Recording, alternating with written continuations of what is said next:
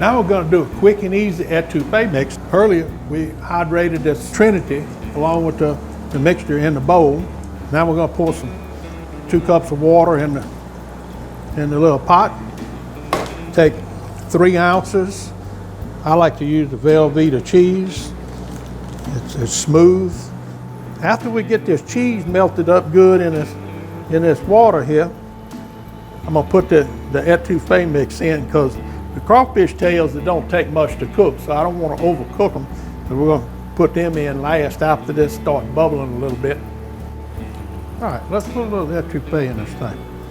Add a mixture, pour it right on in. Rake this stuff out.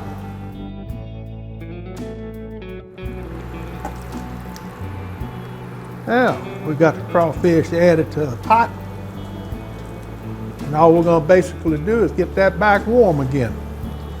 To get all that fat out of that drippings. Ooh, holy moly.